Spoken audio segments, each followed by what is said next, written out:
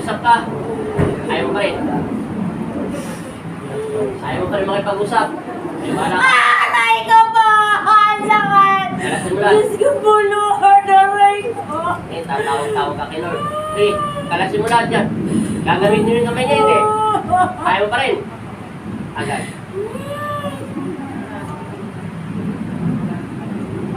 Siguratuhin mo na ito'y wala ng sakit, ha? Ayaw na kita makakit. Pumasok niya sa katawan na yan. Okay, lahat. Lahat. Eh, malaulo niya. Bakit gusto mo pumasok sa loob ng kaluluwa niya? Alam ko naririnig mo ako. Ayaw mo lang talagang makipag-usap sa akin.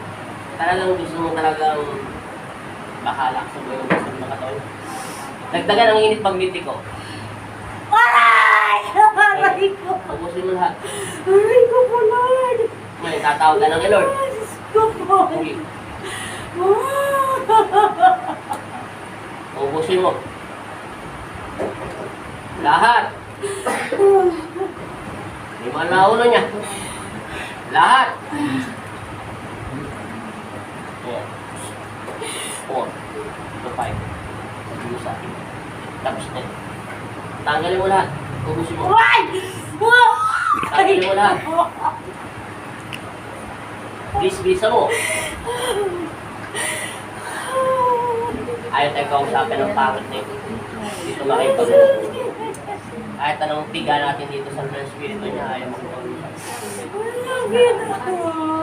Oy! Ayaw mo taga kami kausapin. Yung totoo, tao kayo. Lagot, spirito, elemento, tao. Ha? Spirito ka ba, elemento, tao? Ayaw mo pa rin talaga kami kausapin. Kalasin mo lahat yan. Kailangan ora mismo mawawala sa kanang ulo niya.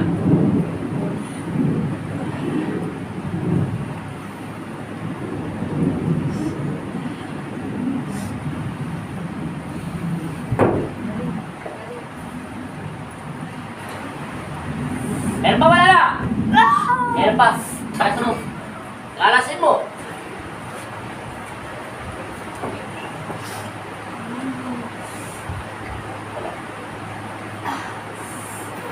Bilisan mo! Hindi ito makipag-usap. Masamang espiritu ito eh. Ayos!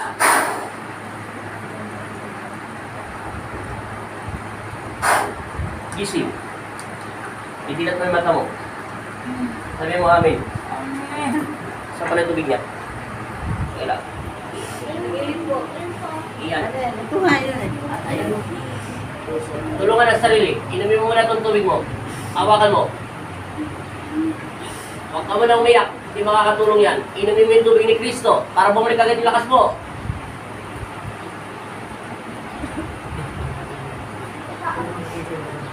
Tama na. Huminga ka ng malalim. Tapos isigaw mo 3 beses na in Jesus' name. Jesus name!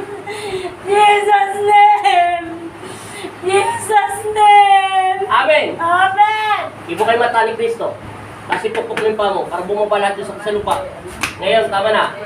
Huminga ka ng malalim. Hawakan mo yung ulo mo kung masakit pa. Masakit pa ulo mo? Pati yung dibdib mo? Nawala na. Sa likod tayo sakit. Nandun. Sa lupa na. Binaba mo na eh. Masakit pa. Yung totoo. Napasukan ka ng mga bad spirit eh. Kasi marami kang problema. Yung galit, puot, hinanakit, pinagsama-sama mo. Alam ko naman may problema ka. Bakit mo kasi minamahal? May problema ka ba sa asawa? Sa mga anak mo? Oo, papaingay. Umingay. Bakit ka naman ang mga problema sa anak mo? Babae, lalaki?